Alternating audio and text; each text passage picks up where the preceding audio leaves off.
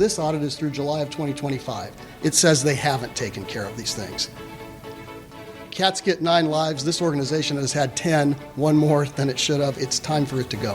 Some harsh words there from King County Councilmember Rod Dombowski a few days ago about the future of the King County Regional Homelessness Authority. What is next for this embattled agency, with members of the King County Council and the Seattle City Council calling for it to be dismantled? Also, what is the latest data telling us about arrests in Seattle and diversion after a change in Seattle's public drug use laws in 2023?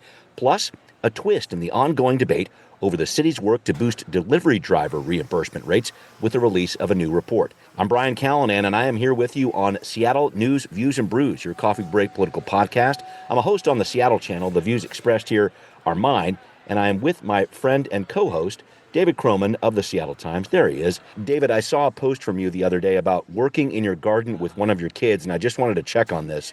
Did your 4-year-old actually help or just eat handfuls of dirt? Because I struggled a lot with that when my kids were younger. The 3.5, almost 4-year-old is actually legitimately helpful. He's got a little wheelbarrow and he'll bring in compost. Nice. The 1.5-year-old is a little too enthusiastic, and so will kind of stampede over baby plants. Yeah. And so we need to watch her. She's a little more challenging, but the toddler is getting borderline. I can ask him to do little jobs for me, which is great. Oh man, yeah, get that little child labor happening. Child labor is where it's at, man. I love it. Love to hear about it.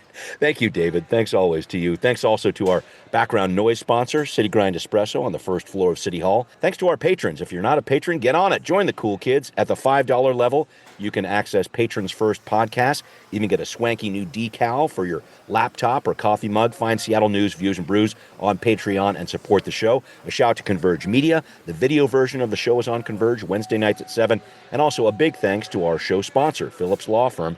Life doesn't come with a warning. If an auto accident disrupts your world, Phillips Law Firm is there to make it right. With over 80 years of combined legal experience, they fight for the compensation you deserve. Call 1-800-JUSTICE or visit justiceforyou.com.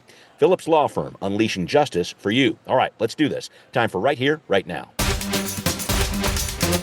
David, the big news that I think is still sending shockwaves around Seattle and King County is this call from several elected leaders to shut down KCRHA, the King County Regional Homelessness Authority. A recent audit shows they can't account for at least $8 million of their $205 million budget, and this is after many years of financial problems and promises to fix them. David, you reported on this. I wanted to hear what the latest you're hearing is on this. Who's going to make the call to actually shut down this agency? Could that happen sometime soon? What's going on? Yeah, I mean, I'm hearing from people that it is as good as done. I can't say for sure that that's necessarily true. You know, Executive Zahalai seems maybe a little more hesitant than some voices, but there certainly seems to be momentum shifting that direction. I mean, I think even in some ways it becomes a little bit of a self-fulfilling prophecy, because if there is enough kind of doubt raised about it and its legitimacy is seen to be eroding, then even people who think maybe in theory in a vacuum it could be fixable are starting to think, you know what, the brand here is too sullied. We have to kind of collapse this thing and start something new. I'm not a betting man. If I was, I would say it still seems like it's leaning toward dissolution. But, you know, I mean, I think there's sort of two levels here, which is the first being a lot of criticism around just the basic model itself to begin with. And I think there was a lot of skepticism about the agency even separate from this audit. I think this audit... Was it set up to fail? I mean, it feels like that in some ways. Yeah, I mean, what I'm hearing a lot is, you know, the kind of baseline assumption that you could sort of insulate the homelessness issue, introduce a kind of a gap between lawmakers and the issue of homelessness, which kind of this agency didn't do entirely, but did create this sort of extra step between the kind of political fortunes of elected leaders and the outcomes of homelessness.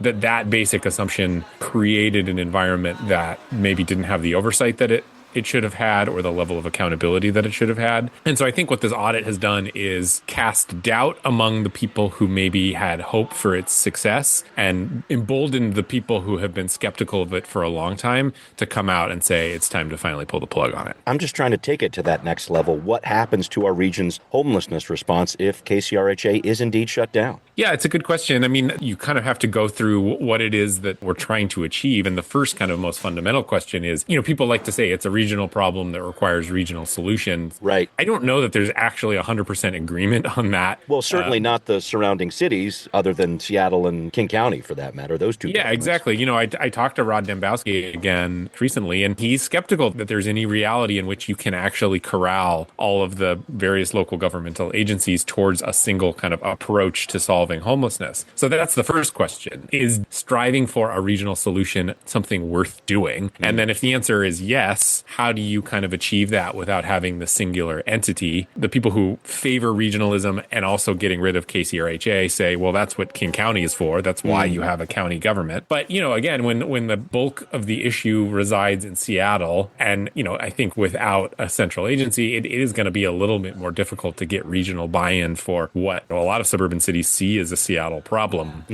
But it's kind of unclear that they ever really bought into that, even with the KCRHA. Yeah, there were a few cities that were starting to come around. I know Kirkland actually put in some money over this past year, so it seemed like some of the 39 cities in the county were trying to chip in. But I don't know. I guess they're trying to thread this needle, I feel like, in terms of how this could work going forward of, okay, the concept of regionalism still works. We're still, we need to respond to this in this way, but maybe you just use King County government rather than the separate agency to establish that or do that. Is that the path forward here? What do you think? I think that's the idea. Yeah, I think that would be the idea. Though if you're Seattle, though, the risk is you don't really have a voice in that. I mean, what KCRHA does is give Seattle a dominant voice in the regional conversation. The trade-off, of course, is they have to spend $120 million, fork over a lot of their budget to KCRHA to have that voice.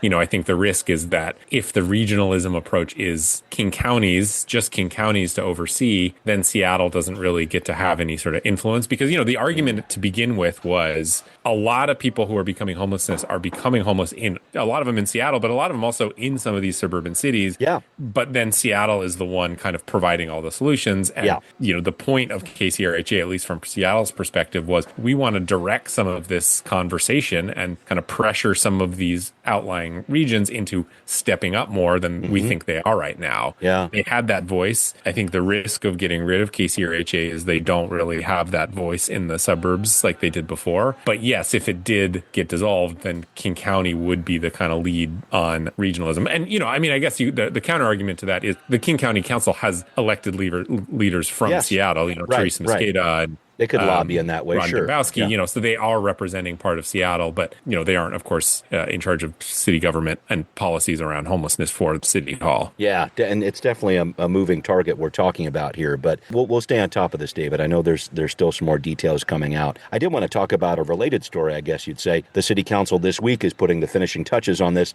encampment expansion bill proposed by Mayor Wilson, part of her push to provide 1,000 new units of shelter with services by the end of the year. So the mayor presented 3 bills. 2 have passed the council already to clear the way for the city to acquire land more quickly and put about $17.5 million towards this project. This final piece of legislation taking a little bit more time. It's in the Land Use Committee again this week. The idea to expand existing shelters from a cap of 100 residents to 150, including one spot that would have over 250 residents. And the council has been tweaking this a little bit here. One big one for me, David, it appears this idea to have a 250 resident facility in every council district is now just down to allowing for one 250-unit facility total in the entire city. Can we talk about that for a second? What do you make of that? Maybe the council doesn't want to bite off more than it can chew. How do you look at that change? Yeah, I think it's fear about what it would mean to have a site with that many people. The tension of this shelter push was always going to be between the shelter needs and how you site those within certain neighborhoods. And so far, a lot of the council conversation has been around how do you mitigate or outreach to the neighborhoods that would host some of these sites. And it feels like plain and simple, there's just probably a little too much concern about having 250 sites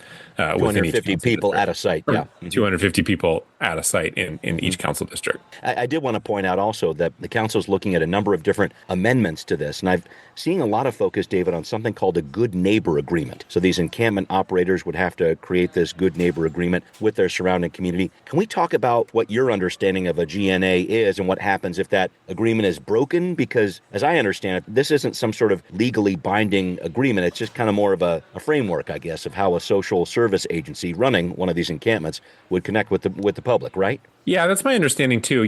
I think it probably just kind of sets some expectations in a formal looking document. And then if there is some sense that there are violations of that agreement, there's something kind of formal they can point back to. It's just, kind of codifying something. And then that in turn kind of forces the city into doing more outreach and actual direct communication with the neighborhood groups, even if it's not necessarily like a legally binding document. It's almost like, okay, here's the point of contact, let's say, for the encampment. Here are that kind of a thing. They're going to lay that. Yeah, I think it just formalizes the relationship in a way that maybe it wouldn't without it. And then that kind of allows for a jumping off point for conversation. And, if there are concerns in the future, something that people can point back to and say, hey, we have this agreement. It's a leverage point in a way to raise the conversation with people who might be able to have some influence over results. I think it just, like I said, formalizes a relationship between the shelter sites and the neighborhood groups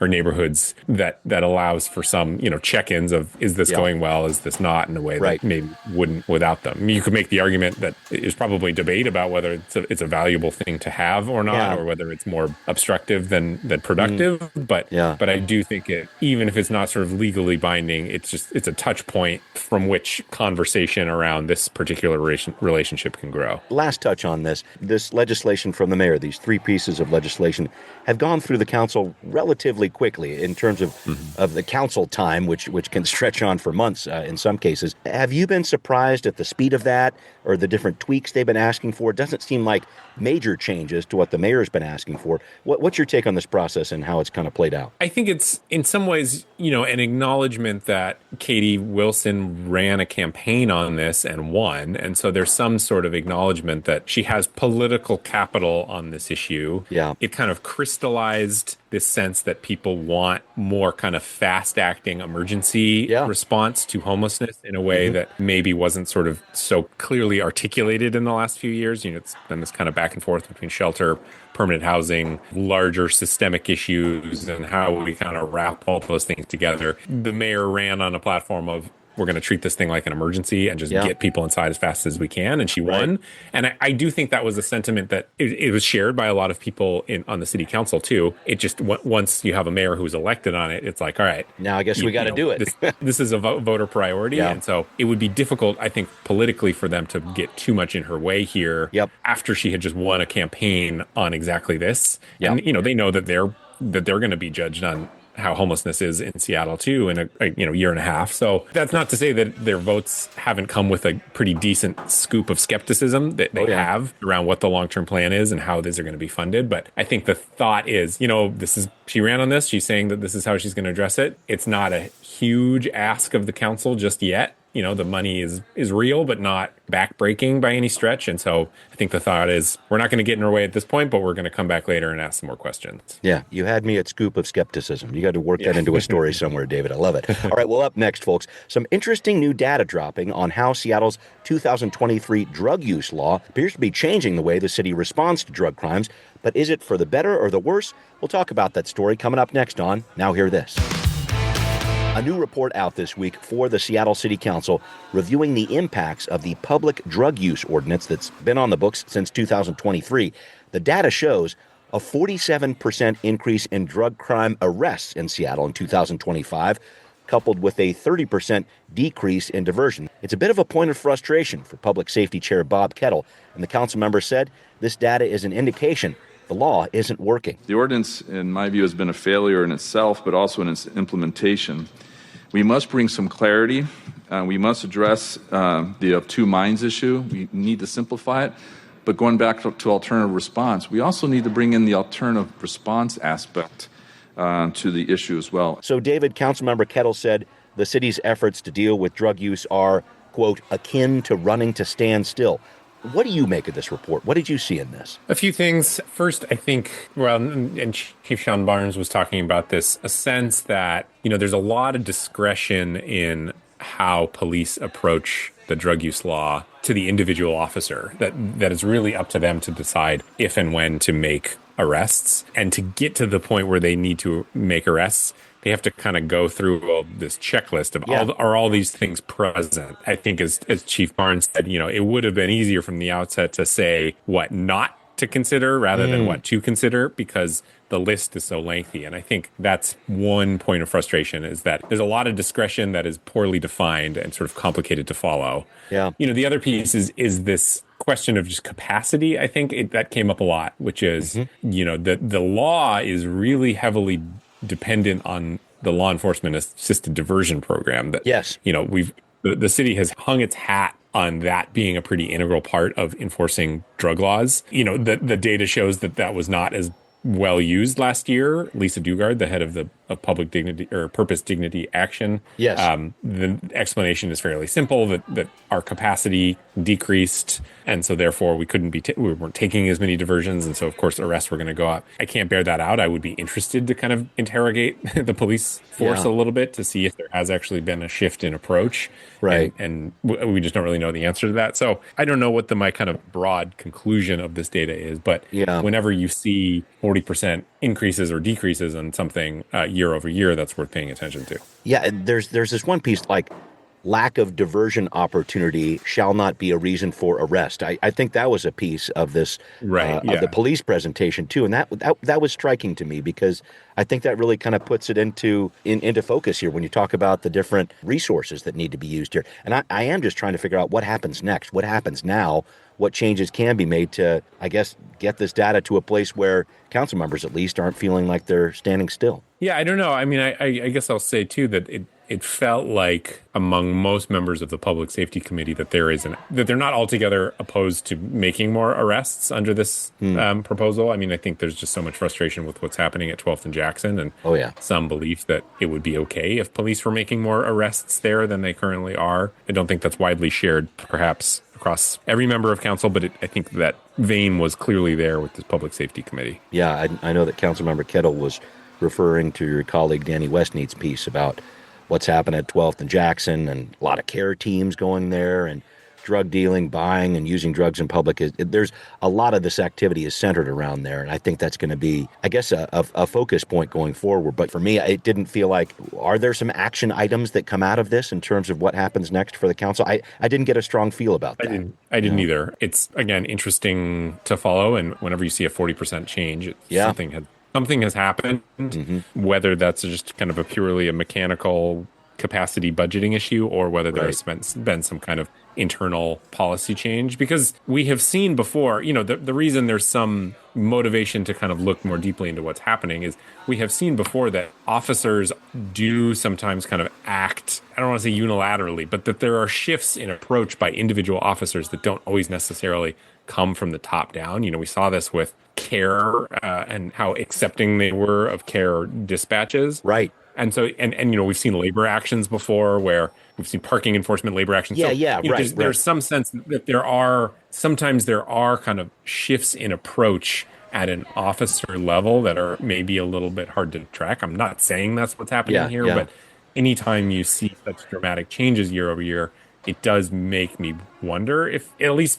kind of motivates me to ask the question. It could be as simple as just, lead couldn't take as many people, and as a result, officers were figuring it's better to do something than nothing in an arrest. Sure. But as far as kind of where the city goes from here, you're right. I didn't hear an action item either. Yeah, and I mean, I will say they're also constrained by a budget deficit that's staring them right in the face, and they're putting more money towards homelessness. So there's a lot of questions still ahead with this one, but I think we're just at the start of this conversation there, David. So thank you for that. And I got to say, this information on Seattle's drug laws, just one of many new reports to review this week. And David, I wanted to talk to you about a recent piece you wrote about wages for Seattle's delivery drivers. The council passed a law, folks, you may recall, to establish a minimum wage in 2024 of 44 cents per minute, 74 cents per mile during orders, or a minimum of $5 per order.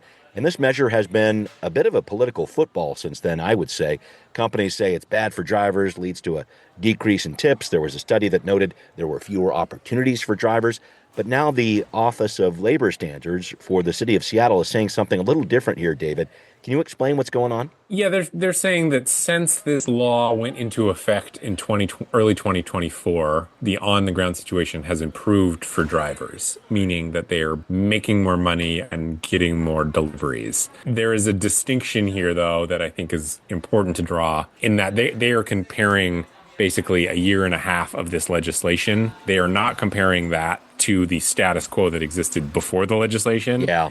And so it is a fairly positive spin on what this, however you want to call it, kind of minimum wage standard for app-based delivery drivers. It is a positive spin on that. And I think the data does back up that there have been improvements since early 2024. The counter argument that the companies and, even some people who have done kind of independent studies of this law will make is it may be true that the reality has been improving over the last year and a half, but that doesn't mean that it is better than it would have been if this law had never existed in the first place. Yeah. And that is going to continue to be a debate. Like you said, it's a bit of a political football. And, I think sometimes about why this is such a political football. Personally, because, DoorDash and these kind of delivery apps, they didn't exist like 10 years ago. So it's not like it's not like having the ability to have food delivered to your home is not some God-given right. Yeah, that right. This is still a relatively new phenomenon. And so I go back and forth on why people care so much about this sometimes. And I think it gets down to, are the intentions of progressive elected leaders leading to their intended results? And I think that is kind of a more fundamental large question around governance in a blue city. And this particular policy just kind of perfectly encapsulates that debate, because the argument against this legislation was, well, it may have been well intended, but its results are worse, are creating a worse environment for drivers and consumers, and therefore the results do not match the intentions. And I think, we're seeing some progressive pushback against that of, no, our regulations have actually made life better for drivers. And so I think that is why this is kind of hit a vein that is a little more significant than just how much it costs for you to have food hand delivered to you. Right. And I mean, I will say, yes, this is a relatively new phenomenon, but some of the stats that I've seen from the city indicate that there's something like 92,000 delivery drivers in the city of Seattle. I mean, part-time and whatever else. I mean, that's a pretty big block of folks. I mean, when you think about it, and they're in every district. I know that too. So city council members are hearing from that. Last touch on this. I know a couple years ago when Council President Sarah Nelson was talking about making some changes to some of these laws and try to reduce these wages and things of that nature, that looked like it had some impetus and then died off. But is that going to come back? And I don't know what your crystal ball is telling you on that one, but you wrote about that piece of it too. No, I don't think it's going to come back. And that's why in some ways it feels it's good and interesting to get new data points. I don't think this version of City Hall is going to do anything with it. I mean, particularly Kate Wilson, she has bigger fish to fry. Yeah. Sarah Nelson, the lesson from Sarah Nelson was she ran on one thing, which was public safety. Mm-hmm. And then her first legislative effort was around minimum wage for app-based delivery drivers. Not to say that she didn't have some points and there wasn't any legitimacy to it, but it's just there is a zero-sum political capital game in City Hall, and people have to be weighing all the time how they want to spend that political capital. And even if there were some doubts among this current version of City Hall around the current wage law, I just don't think anyone is interested in spending their time and energy relitigating that question right now. That's very fair. All right, well, coming up, folks, some new information coming out about how shutting down car traffic to Pike Place Market over the last year has impacted sales and visits. The news might surprise you. That story coming up on What's Next. All right, so David, there's a new report out this week from the Seattle Streets Alliance, a street safety advocacy group. As you may recall, folks, the city shut down Pike Place Market to car traffic exactly a year ago in April, and the Alliance said that's only led to more sales, more visits, and the city should look at closing off car traffic permanently. David, I always question at least a little bit stories like these from agencies that definitely have their own agenda, but they're saying visits were up 5.6% in 2025 compared to the year before. That's as downtown visits overall stayed flat. The report also says sales were up $12 million to vendors there, a 6.5% increase year over year. What do you make of this and these stats we're talking about? Yeah, I think it can both be true that the pedestrianization of Pike Place Market contributed to the overall health of Pike Place and drove traffic. I think it's worth also noting that something else very significant happened in 2025, which is the overhead walk connecting the waterfront and Pike Place Market opened. So there are some confounding factors here. I don't know that this would necessarily pass the peer review scientific study right. sniff test. At the same time, getting car traffic out of Pike Place is, one of those kind of 80-20 issues as far as everything I've seen. Whenever you ask people, there's some real polling around this. People are overwhelmingly in favor of limiting the number of cars driving through Pike Place Market. And, I think the reaction has been overwhelmingly positive to it. And you see this all the time with tourists. Sometimes you get kind of semi-famous influencer types coming to Seattle and going to Pike Place and being like, why are there cars here? The defense of cars has always been, we want it to function like a real market. We want locals to be able to drive in here and pick up their groceries. We do not want to gentrify or Disneylandify Pike Place Market. I would say, though, if you spend any time down there, it's pretty clear that most of the cars that are getting kind of caught with all the pedestrians are tourists who punched in original Starbucks into Google Maps. And and off they go. Right there. I don't think a lot of the people who were driving through Pike Place Market were locals coming to pick up their groceries necessarily. Yeah. So, the whole thing is interesting politically because I think it's ultimately up to the Public Development Authority. I would think that Mayor Wilson is going to keep the pressure on to keep that place pedestrianized as long as possible. At least through popularity. The World Cup, I would think. At least through the World Cup. But I would think that she will do what she can to keep it that way longer term. And, to judge his popularity, Mayor Bruce Harrell was touting his push to have cars kept out of there as a campaign, as an achievement. He was saying, reelect me. One of the things I did was get cars out of there. So I think it is, again, it is widely popular. I think there are some concerns among the interests that function within the Pike Place Market specifically. Yeah. But I think for most of the people in the city, it's something that they enjoy and probably would like to see continue. Yeah, because I got to say, unless you're one of that small group of people that live in Pike Place Market and right in those environs there, you're also a tourist coming in. I've felt that too coming in from West Seattle. Yes, I'll take the water taxi. It's a lot easier to do it. But yeah, thinking of it in the broader way there, anyway, we'll see what happens over the next couple months. That's going to be interesting to see how that plays out. I do need to wrap up with you though, David, and I just thought this was the coolest Mariner story, one of the coolest I've heard in a long time. So here we go with Rob Refsnyder, bench guy for the M's. Came up to pinch hit over the weekend in St. Louis, folks. Delivered a go-ahead home run in the ninth inning, solo shot there, that helped the Mariners earn the win. That's awesome. But even more awesome is that 2 days before this at-bat, the M's bullpen catcher, Justin Novak, performed a Japanese ritual where he sprinkled salt on Refsnyder's shoulders and brushed it off, what Novak says signifies something to purify and protect. Novak sprinkles the salt, Refsnyder hits the home run, and then Novak catches the home run ball as it's landing in the M's bullpen. A great story by Adam Jude on this one. Terrific reporting. And David, is it time to bring in truckloads of salt to T-Mobile Field? I know. Crazy, man. What do you think of that That's story? Funny. I actually missed this. I'm feeling a little sheepish that I didn't actually see this story. I missed this totally. Yeah. That's great. Yeah, maybe it's this year's Etsy witch. Yeah. There's always needs to be like a little, the best teams always have those little side stories, some quirky little thing that they carry with them through the whole season. So yeah, salt, a pillar of salt maybe is the thing that we need. Salt them up. That's amazing. Man. I hadn't heard that. Yeah, super cool. Make sure you give. I gotta go find. Apologies to my colleague Adam Jude. I have to go find his story. Give him a shout, man. It was a really nice job of reporting there, and that whole idea of should you start a story with an anecdote? Absolutely, you should start a story with an anecdote. He did a wonderful job with that. Well, thanks to Adam, and thank you, David, as always, for helping me out here. Thanks to everybody who's listening to Seattle News, Views, and Brews, where you can always find out what's brewing in local politics. Become a patron. Check out Seattle News, Views, and Brews on Patreon. Pledge $5 a month or more. Thank you very much for that help. Great to have you listening to this podcast on Apple, Spotify, and wherever you tune in. Thanks also for watching on Converge Media. See you next time. Seattle News, Views, and Brews is an independent production of Callanan Media Services. Copyright 2026.